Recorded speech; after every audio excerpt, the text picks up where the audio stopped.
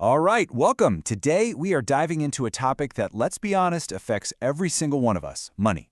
But we're not going to be talking about boring spreadsheets or hot stock picks. No, we're talking about what's going on inside our own heads and why our psychology, how we think and feel, is actually the biggest piece of the puzzle when it comes to building wealth. So let's just jump right in with a question that feels like a total paradox.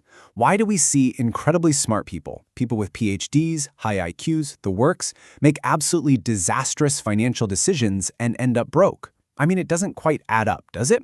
Well, the answer isn't in their textbooks or their intelligence. It's in their psychology, and that's exactly what we're going to unpack. You know, we have this tendency to think of finance as a hard science, kind of like physics or chemistry, where if you just have the right formulas and enough brain power, you'll win. But the truth? Financial success isn't a test of how smart you are. It's a test of how you behave. Think about it this way.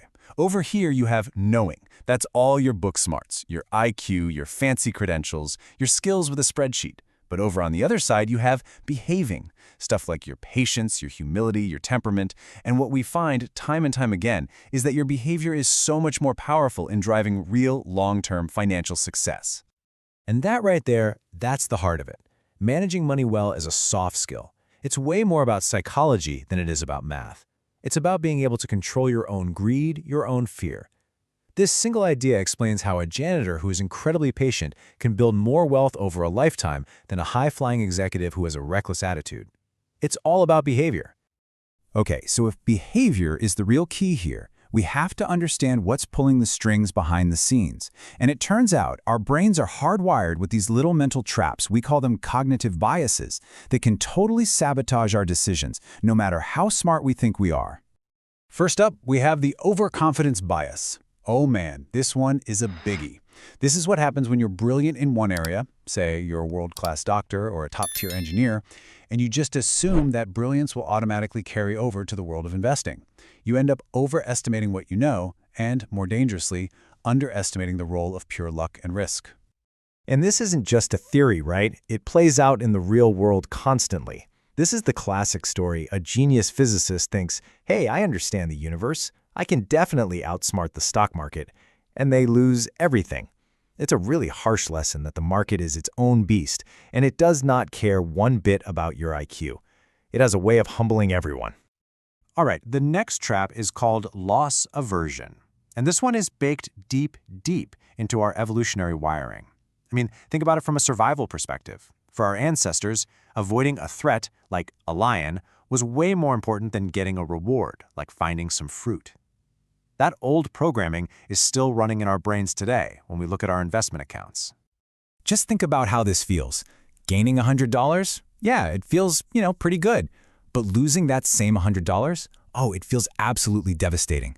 That sting of a loss is psychologically about twice as powerful as the joy you get from a gain. And that emotional imbalance causes us to make terrible decisions, like panic selling at the bottom of a market crash or holding on to a terrible investment for way too long, just hoping it'll come back. Okay, so it sounds like we're basically fighting our own instincts here, which, yeah, that sounds pretty tough. But here's the good news. You can absolutely win this inner game. It's not about being smarter than everyone else. It's about being more disciplined than your own worst impulses. So here are 3 keys to doing just that. First, you've got to know when to say enough. Avoid the trap of constantly moving the goalpost for yourself. The danger of always wanting more is that you'll eventually take a foolish risk that could wipe you out. Second, embrace the power of time. The real magic in building wealth isn't some secret formula. It's just getting decent returns that you can stick with for a really, really long time. That's compounding, and it needs time to work its wonders. And third, you have to understand that market swings, volatility, isn't a fine you pay for doing something wrong. It's the price of admission. It's the fee you pay to get the long-term returns the market offers. And this might be the most important mindset shift of them all. Look, you don't have to become a robot who is completely devoid of emotion. Nobody can do that. The goal is simply to be reasonable. Can you stick to your plan for the long haul? Can you avoid making huge, life-altering decisions when you're feeling super scared or super greedy? If you can just be consistently pretty reasonable, you will crush the person who is occasionally brilliant but often irrational. So, let's wrap this all up. Let's crystallize this into a whole new financial mindset, a new way for you to look at your relationship with money, with wealth, and with your own happiness. Here are the 3 biggest things to take away. First, always remember that true wealth is hidden. It's the money you don't spend. It's the assets that are quietly growing in the background. That flashy sports car isn't a sign of wealth. It's a sign that money is gone. Second, your temperament is your greatest asset. Keeping a cool head when everyone else is panicking is more valuable than any fancy financial model you can build.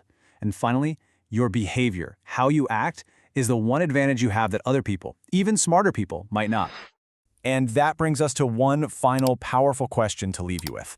When it's all said and done, what are we really trying to buy with our money? Because maybe, just maybe, the ultimate goal isn't a bigger house or a faster car.